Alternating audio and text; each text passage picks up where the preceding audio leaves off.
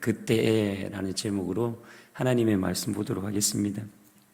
영국에 허드슨 테일러라는 선교사님이 계세요. 중국 내지 선교 활동을 하는 중에 극도로 피곤하고 번민하여 좌절에 빠져 있었습니다.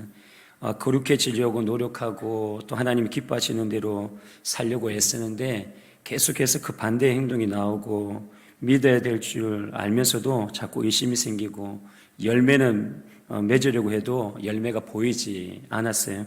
이렇게 실망과 좌절에 빠져 있을 때 그의 누이로부터 편지가 한 통이 왔습니다.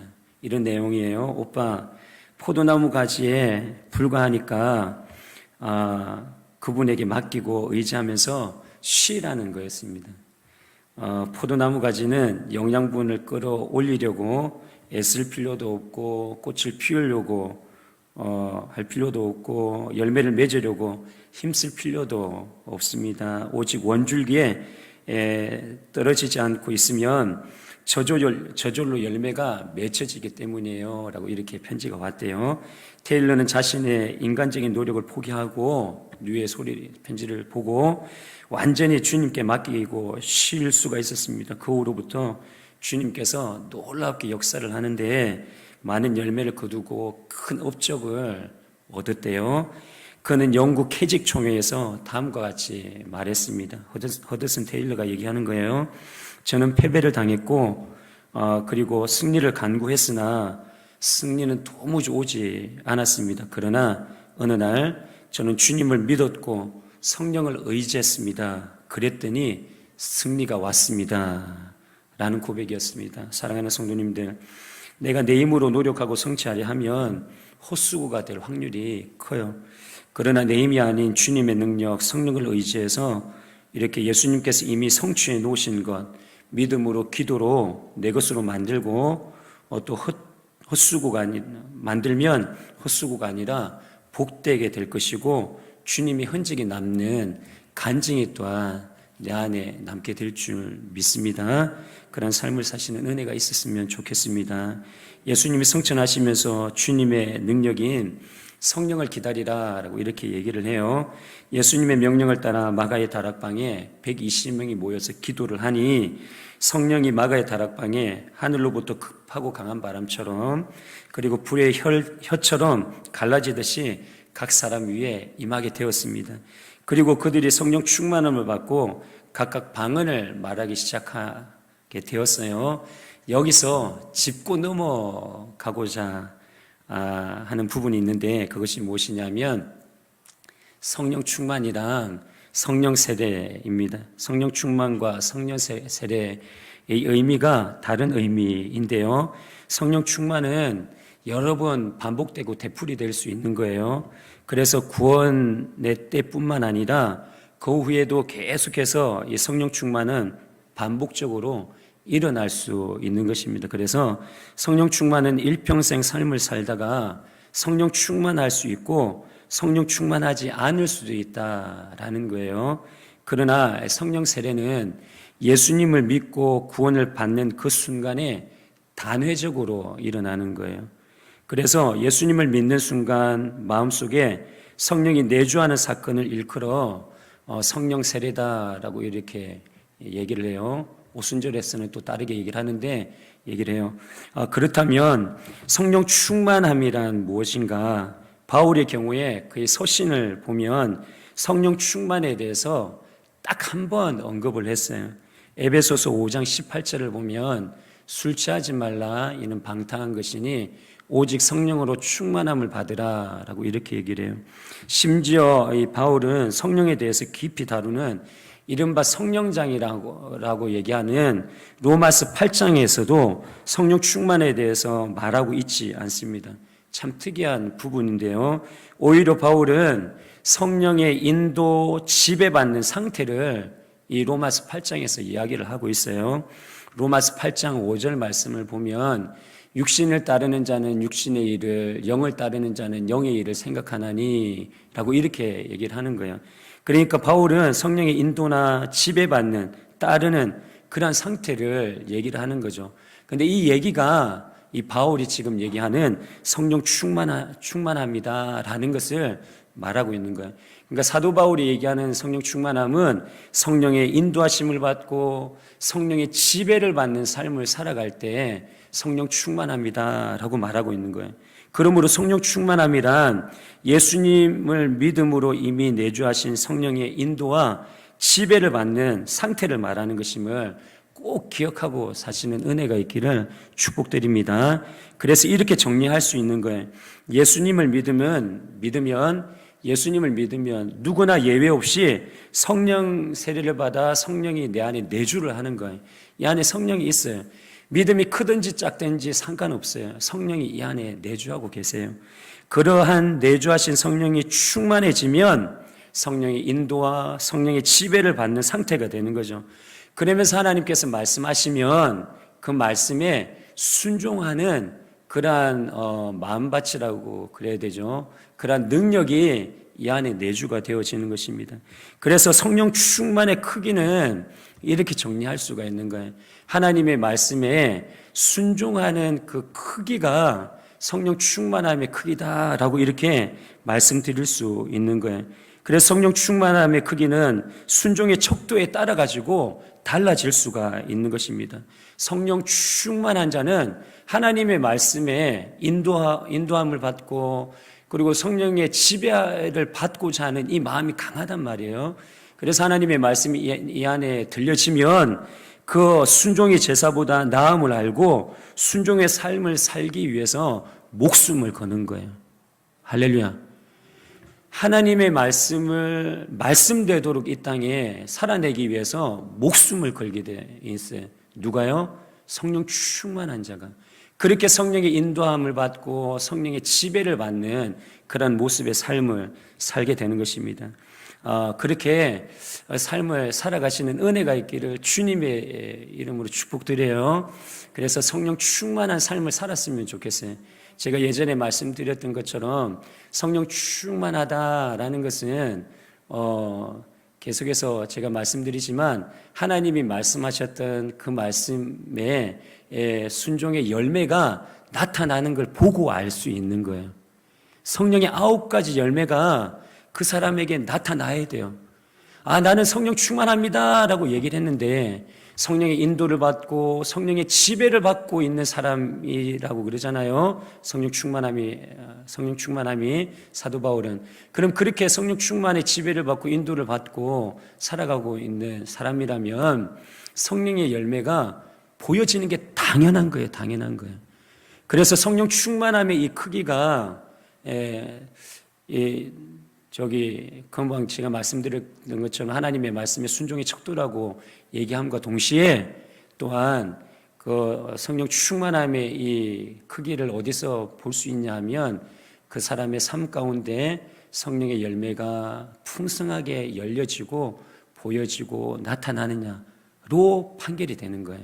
할렐루야. 그래서 제가 지난번에도 말씀드렸지만 기도 많이 한다고 성령 충만한 게 표시가 나지 않아요. 기도 많이 해가지고 기적이 일어난다고 그게 성령 충만한 게 아니에요. 기적은 사탄을 의지하고 살아가는 그 무리들 안에서도 병고침의 기적은 나타나는 거예요. 그래서 내가 성령 충만하다라는 것은 하나님이 말씀하셨던 것처럼 성령의 열매가 내 주변에 많이 나타나느냐, 또는 하나님의 말씀에 말씀이 마음 가운데 들려졌을 때 목숨 걸고 내가 지켜나가느냐, 이게 성령 충만함의 척도임을 믿으시기를 바랍니다. 그래서 여기 있는 이동우 목사가 성령 충만한지 성령 충만하지 않는지 여러분 분간이 될 것 같아요? 될 것 같아요? 돼요. 그러면 여러분이 기도를 해주셔야 돼요. 오 하나님, 요즘 우리 담임 목사님이 성령을 떠나 생활하고 있습니다. 오 주여 불쌍히 여겨 주옵소서. 이렇게 기도해야 돼요. 이렇게 기도해야 돼요. 그래야 저도 살고 우리 목양교회도 살고 우리 같이 다 살아요. 그렇게 살 때 하나님께서 이 목양교회 오늘 영혼들 많이 보내주셨잖아요. 그분들 다 행복했을 줄 믿습니다. 오면 무조건 행복해야 돼요. 예, 정말 오면 무조건 행복해야 돼요. 그래서 돌아가야지 행복한 곳에 오고 싶잖아요. 그런 마음을 줘야 돼요. 그래서 또 올 줄 믿습니다. 그렇게 교회를 만들어가고 또 내가 그렇게 되어져 나가야 되는 거죠. 이것은 오직 성령 충만할 때임을 마음 가운데 새기시길 부탁드립니다.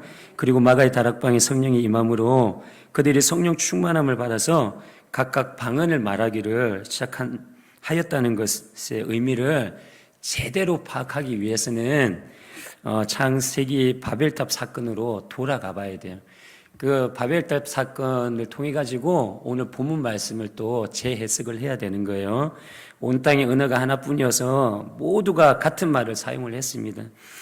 사람들이 동쪽으로 오다 보니까 시날 평지라는 곳에 거하게 되었어요. 그들이 서로 그 시날 평지에서 이렇게 말하는 거예요. 자, 벽돌을 빚어서 단단히 구워내자. 그리고 그들이 계속해서 이렇게 얘기를 하는 거예요.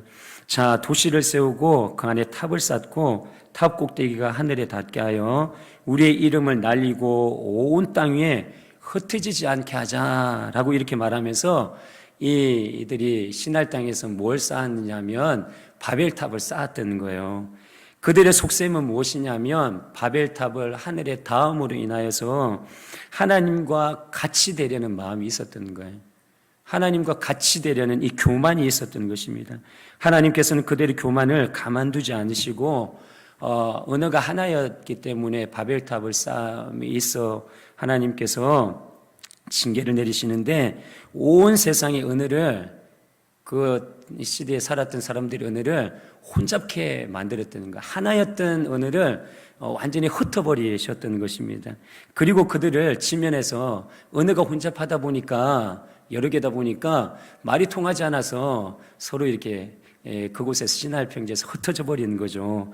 그런데 놀라운 것은 무엇이냐면 이 바벨탑 사건으로 혼잡게 되었던 이 언어가 지금 이 마가의 다락방에서 성령이 임함으로 인하여서 성령 충만하여짐으로 각각 새로운 방언을 말하는데 각각 새로운 방언을 말함으로 인하여서 이 마가의 다락방에서 이 언어가 회복되었다라고 이렇게 이야기를 하죠. 여기서 봐야 하는 부분이 있는 거예요. 바벨탑 사건으로 혼잡게 되었던 이 언어가 이 마가의 다락방의 사건으로 인해서 성령 충만함으로 인하여서 다른 언어로 회복이 되는 거예요. 이걸 다른 말로 말씀드리면 세상의 언어가 하늘의 언어로 이렇게 바뀌어지는 거예요. 그러니까 세상의 언어가 여러 개잖아요. 그런데 하늘의 언어로 하나 되었다라는 상징적인 의미가 이 마가의 다락방의 언어가 혼잡게 되었던 언어가 하나 되었다라는 상징적인 의미가 이 안에 있는 거예요. 여기서 우리가 알아야 되는 거예요. 뭘 알아야 되느냐 하면 성령이 임하면 혼잡게 되었던 언어가 하나 되든 성령이 임하면 성령의 공동체에 임하면 그 공동체가 하나 된다라는 거예요. 개인으로서 하나가 아니라 공동체로서 하나가 되는 거예요. 나 하나를 위해서 목소리를 내는 것이 아니라 목양교회라는 공동체 하나를 위해서 목소리를 내는 거예요. 나 하나의 가정을 위해서 목소리를 내기도 하지만 하나님의 나라라는 이 공동체 하나를 위해서 목소리를 내게 된다라는 것입니다.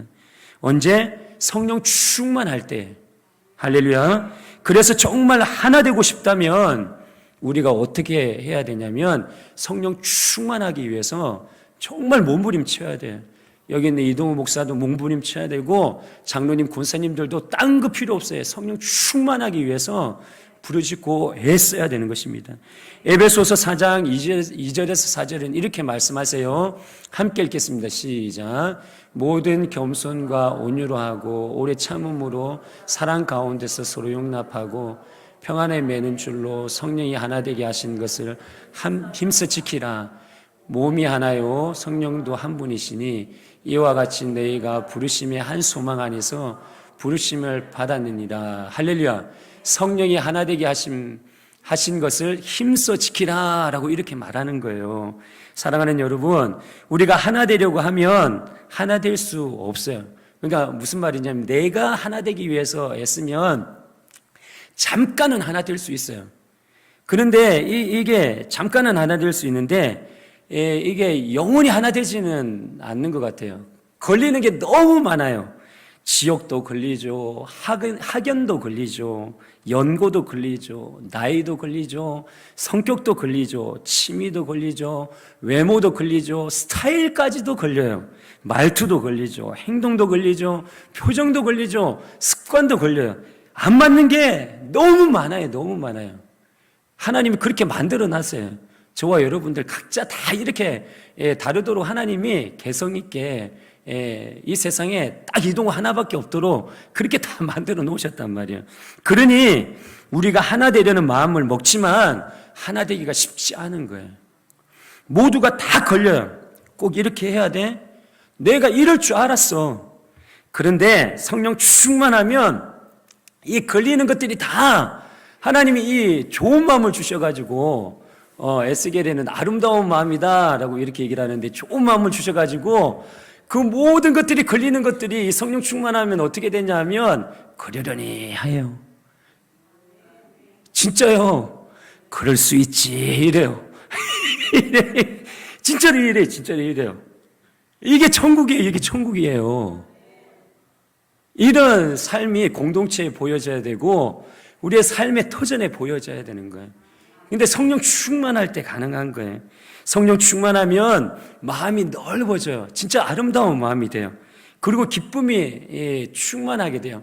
그리고 저기 2절 말씀이 있는 것처럼 겸손해지고 온유해지고 오래 참게 되어지고 사랑이 많아지고 서로 용납하게 되는 거예요. 그래서 평안하기 위해서 그렇게 애쓰는 거예요. 성령 안에서 하나 되기 위해서. 정말 이래요. 그러니 누가 무슨 말을 해도 다 포용을 하게 되는 거예요.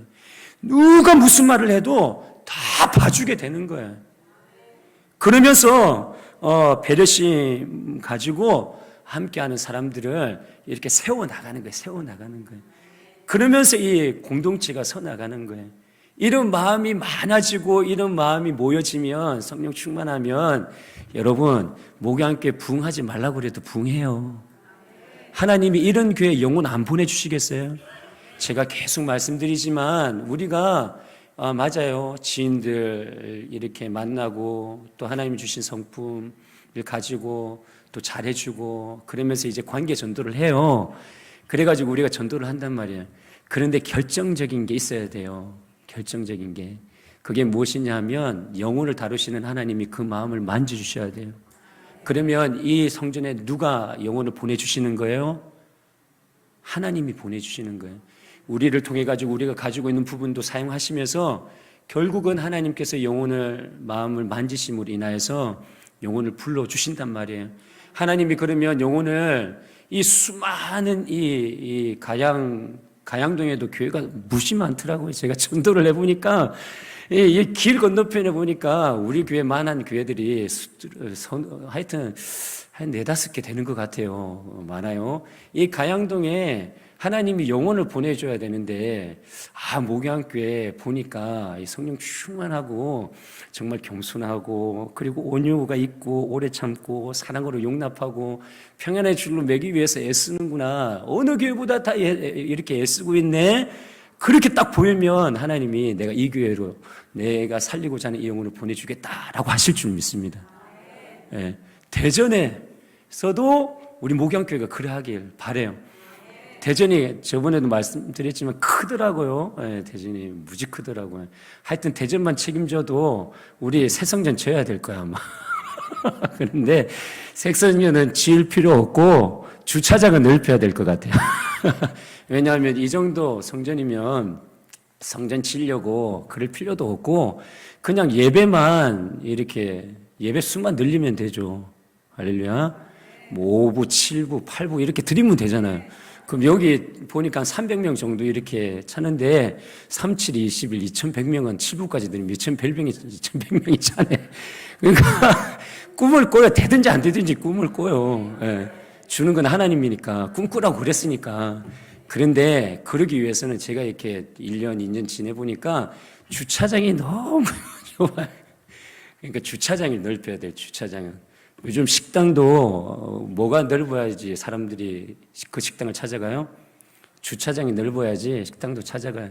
근데 요즘은 다 그런 생각들을 가지고 있어요. 교회도 좋은 교회지만 다들 차를 갖다가 몰고 다니셔가지고 주차장에 협소하면 왔다가 도로 가요.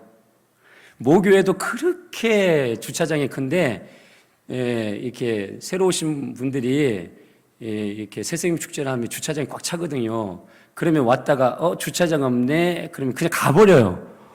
그 큰 교회에도 가버린단 말이에요. 그러니까 우리도 주차장이 좀 협소하니까 조금 키워가지고 조금씩 한 수를 배부를 수는 없잖아요. 조금씩 또 마음을 맞춰가지고 이렇게 하나님께서 형편을 주시면 성전은 이대로 두고 주차장만 이렇게 키워나가는 은혜가 있었으면 좋겠다. 주차장 키우는 게 영혼을 살리기 위해서인 거예요. 그래서 그렇게 마음을 모두고 기도해 주시고 그렇게 나가면 좋겠다 싶습니다. 이러니 성령 충만하면 하나 되지 말라고 해도 하나가 되는 거예요. 그래서 나에게 여러분 여기 있는 이동호 목사도 그렇고 여러분들도 그렇고 항상 영적인 리트머스를 대봐야 돼요. 검사를 해봐야 돼요. 순간순간 검사를 해봐야 되는 거예요. 내 마음이 넓은지, 내 마음에 기쁨이 있는지, 내 마음에 겸손함이 있는지, 내 마음에 온유함이 있는지, 내 마음에 오래 참음이 있는지, 내 마음에 사랑이 있는지, 내 마음에 용납하고 싶은 그 마음이 있는지 이렇게 점검을 해보아야 하는 것입니다. 그래서 누구나 다 포용하고 수용할 수 있는 봐주고 배려심이 많은지 항상 영적 리트머스를 대봐야 되는 거예요. 그런 마음이 있다면 여러분 성령 충만한 거예요. 진짜로 성령 충만한 거예요. 그런데 그렇지 않을 경우에는 성령 충만하지 않다고 제가 단호하게 말씀드릴 수 있습니다. 오늘 본문은 바벨탑 사건으로 혼잡게 되었던 언어가 성령이 강림한 오순절에 언어 회복하는 것을 설명하고 있는데요. 5절을 보면 그때 경건한 유대인들이 천하 각국으로부터 와서 예루살렘에 머물러 있더니 이것은 이렇게 성령 충만하여 각각 새로운 방언을 말하기 시작할 때에 디아스포라 유대인들이 세계 각국에서 이제 6월절을 지내면서 오순절을 6월절을 이제 예루살렘에서 지내면서 많이 모였죠. 모이면서 예루살렘에 머물러 있는 거예요. 그들이 예루살렘에 머물러 있을 때 마가 다락방에 성령이 임한 것입니다. 그래서 이 제자들이 성령이 임한 그 상태에서 각각 새로운 방언으로 말하기 시작하는데 이 소리가 디아스포라 유대인들, 예루살렘에 모여있던 이 사람들에게 들려지게 된 거죠. 그래서 6절에서 8절 말씀은 이렇게 말씀해요. 함께 읽겠습니다. 시작. 이 소리가 남의 큰 무리가 모여 각각 자기의 방언으로 제자들이 말하는 것을 듣고 소동하여 다 놀라 신기하게 여겨 이르되 보라 이 말하는 사람들이 다 갈릴리 사람이 아니냐. 우리가 우리 각 사람이 난 곳 방언으로 듣게 되는 것이 어찌 됨이냐. 그들이 다 신기해 놀라는 거예요. 무슨 말이냐면 성령 충만했던 이 제자들이 이 방언을 말하기 시작하는데 방언이 우리가 생각하는 기도할 때 그 방언이 아니에요. 그 방언이 아니고 이 제자들이 이야기를 하는데 그 예루살렘의 디아스포라 유대인들이 들리는 그 각자의 나라에서 온 그 언어를 이 제자들이 하는 거였어요. 그래서 이 디아스포라 유대인들이 이렇게 얘기를 하는 거죠. 우리 각 사람이 난 고향 언어 이곳 예루살렘에서 듣게 되니 어찌된 일인가라고 이렇게 얘기를 하는 거예요. 그들이 생각지도 못한 그런 언어가 들리고 생각지도 못한 일을 경험하게 되는 거죠. 무엇을 알 수 있습니까? 지금 마가의 다락방에서 성령 충만함을 받은 방언은 기도할 때 방언이 아니라 이 방언은 언어였던 거예요. 언어. 그래서 사도행전 2장 9절에서 10절 말씀을 보면 이 15개국에서 온 15개국의 이 언어를 이 제자들이 성령 충만한 상태에서 이렇게 얘기를 하는 거예요. 그렇다면 하나님은 왜 이 제자들에게 성령 충만함을 줘가지고 이 15개국의 10개국의 나라의 언어를 각자 제자들에게 줘가지고 이야기를 하면서 이렇게 하나님께 성령 충만함으로 이 언어를 말하도록 했는가라는 거예요. 예, 첫 번째는 무엇이냐면 하나님의 큰 일이 전파되어지도록 하기 위해서였다라는 거예요. 사도행전 2장 11절 말씀만 보도록 하는데요. 사도행전 2장 11절 말씀 그냥 이렇게 띄워주시면 됩니다. 사도행전 2장 11절 말씀 함께 읽겠습니다. 시작. 그레데인과 아라비아인들이라 우리가 다 우리의 각 언어로 하나님의 큰 일을 말함을 듣는도다 하고, 그러니까 15개 언어가 막 선포되어질 때에 제자들이 말할 때에 디아스포라 유대인들이 각자 나라의 언어로 뭐가 들려졌던 거예요? 하나님의 큰 일이 들려졌던 거예요. 그러니까 하나님은 이 하나님의 큰 일을 들려주고 전파하고 싶으셨던 거예요. 그래서 성령 충만케 하시고 15개 언어를 이 제자들에게 주신 거죠. 하나님의 놀라운 하나님의 큰 일은 무엇이냐? 바로 하나님의 놀라운 업적이라고 할 수 있는 거예요. 하나님의 위대한 일인 것입니다. 무엇이냐면 예수님과 그의 구원 그리고 복음의 은혜인 거예요. 이것을 15개국의 언어로 막 이 하나님의 큰 일이 선포되어짐으로 십자가와 부활이 선포되어짐으로 인하여서 디아스포라 유대인들이 그 복음을 듣기를 원했던 거예요. 그래서 성령 충만함으로 15개국 언어로 하나님께서 허락해 주시는 것을 보게 되는 거죠. 두 번째는 무엇이냐면 하나님의 이 큰일이 예루살렘에만이 아니라 땅끝까지 전파되어지기를 원했던 거예요. 사도행전 1장 8절은 이렇게 말씀하세요. 함께 읽겠습니다. 시작.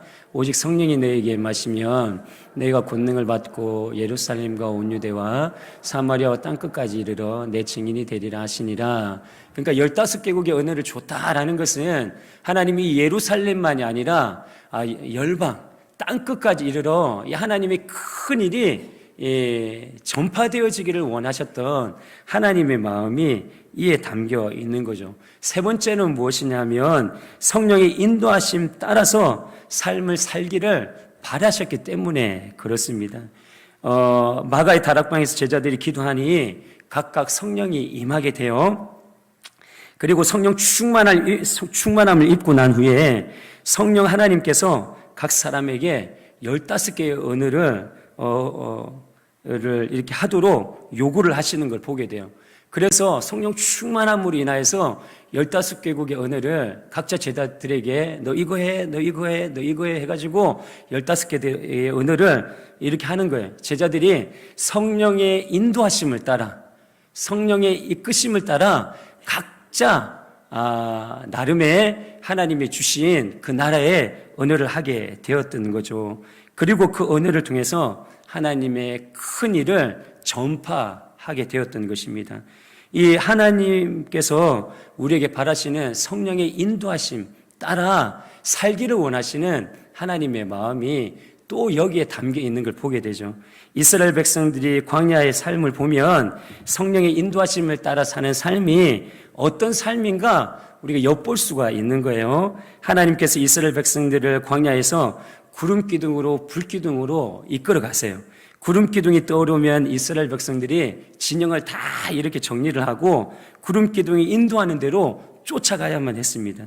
혹시 구름이 저녁부터 아침까지 있다가 아침에 구름이 떠오르면 구름을 따라 그들과 함께 그들이 행진을 해야 했던 것입니다. 이틀이든지 아니면 한 달이든지 1년이든지 구름이 떠오르지 않으면 그냥 진영에 머물러서 구름이 떠오를 때까지 기다려야 했다는 거예요. 이게 성령의 인도하심 따라 살아가는 삶의 모습인데 여러분 난처한 일이 있지 않았을까요? 밥을 먹고 있는 중에 떠오르면 밥을 후타닥 먹든지 아니면 먹던 걸 갖다가 내팽개치든지 해가지고 구름 기둥이 떠오르면 쫓아가야 했던 거예요. 또 큰 볼일을 보다가 죄송해요. 큰 볼일을 보다가 구름이 팍 떠오르면 이거 어떻게 이러다가 정리를 하고 쫓아가야 했단 말이에요. 또 보세요. 낮잠을 깊이 자고 있는데 떠오르면 귀찮고 짜증나는데도 이걸 다 몸소 이렇게 정리를 하고 따라가야 했던 것입니다. 오래 머물겠다고 짐을 다 풀어가지고 이제 살림을 차려가지고 한 10년 정도 있기 위해서 뭐도 사고 이렇게 다 정리했는데 갑자기 구름이 또 떠오르는 거예요. 그러면 팔 것은 또 팔고 할 시간은 없겠지만 팔고 그러면서 또 쫓아가야 되는 거예요. 난감한 때가 많이 있는 거죠. 이스라엘 백성들에게는 구름이 떠오르고 멈추는 것이 곧 삶이고 생활이었던 것입니다. 삶이고 생활이었던 거예요. 구름이 떠오르고 멈추는 이것이 삶이고 생활이었던 거예요. 사랑하는 성도님들, 성령이 이끄심을 따라 우리가 살아가는 이 모든 것들이 성도로서의 삶이고 생활이 되어야 될 줄 믿습니다. 이스라엘 백성들은 정말 그러한 삶을 살았던 거예요. 영국이 낳은 청교도 신앙가 존 버년이라는 목사님이 계세요. 국왕의 명을 어긴 죄로 감옥에 갇힌 적이 있어요. 어느 날 그 감옥을 총괄하는 장이 존 버년 목사님께 윗사람 모르게 옥문을 열어줬어요. 그리고 집에 가서 사모님이랑 식구들을 좀 보고 오세요라고 얘기했어요. 얼마쯤 이 존 버년이 가다가 되돌아왔습니다. 왜냐고 그러니까 감옥 지키는 이 책임자가 물어보니까 목사님이 이렇게 얘기를 했어요. 당신의 호의는 고마운데 성령의 인도하시는 길이 아니라서 그냥 돌아왔습니다 라고 이렇게 얘기를 했대요. 그로부터 1시간 후에, 몇 시간 후에? 1시간 후에 그날의 국왕이 와가지고 감옥을 사찰하게 되었던 거죠. 존 버년 목사님이 감옥에 있는 걸 확인하게 되었습니다. 이때 이 감옥을 총괄하는 이 팀장이 다음과 같이 얘기를 했어요. 목사님께서 성령의 인도하심을 따라 행동하셨기에 목사님도 살고 저도 살았습니다. 이제 제가 언제 목사님께 가라 오라 하지 않을 테니까 목사님 마음에 비춰오는 성령의 인도하심을 따라 가시려면 문 좀 열어달라고 그러시고 그리고 갔다 오셔서 또 문 또 열어달라고 그러시면 제가 그렇게 하도록 하겠습니다 라고 했대요. 할렐루야. 이렇게 살았으면 좋겠어요. 이렇게 이것도 꿈꿔야 돼요. 이러면 얼마나 행복하겠어요. 사랑하는 성도님들, 우리가 인생을 살다 보면 수많은 선택의 기로에 설 때가 있어요. 세상을 사는 데 있어서 결코 내 고집, 내 방식대로 삶을 엮어가지 않기를 축복드립니다. 오직 하나님의 사람들은 성령의 인도하심을 따라, 성령의 이끄심을 따라 생활해 나가야 될 줄 믿습니다. 주님의 음성에 귀를 기울이는 저와 여러분에게 축복드립니다. 성령의 지시함을 따라 행동하십시오. 성령의 인도하심을 따라 성령이 시키시는 대로 삶을 엮어가십시오. 그러면 하나님께서 그 삶을 복되게 해주실 것이고 복을 만들어내게 해주실 줄 믿습니다. 그러한 삶을 살아내시는 저와 여러분에게 주님의 이름 축복드립니다. 그리고 마지막으로 이 복음이 15개국으로 성령 충만해가지고 15개국의 나라의 언어로 막 선포되어짐으로 하나님의 큰 일이 선포되어졌잖아요. 전해졌잖아요. 복음이 전해졌잖아요. 근데 이 디아스포라 유대인들이 놀랬던 건 갈릴리 사람들이 이 15개국의 언어, 그러니까 제가 이제 영어로 그리고 러시아어로 뭐 중국어로 얘기하는 건 똑같은 거예요.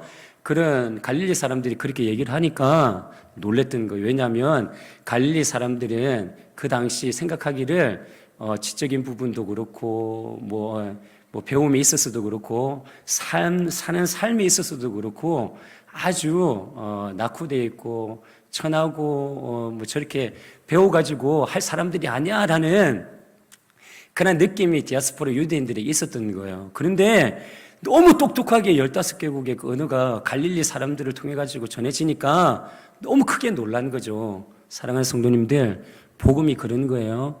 뭔가 돈이 많고 뭔가 권력이 많고 뭔가 내가 많은 걸 가지고 있어야지만 복음이 전해지는 게 아니에요.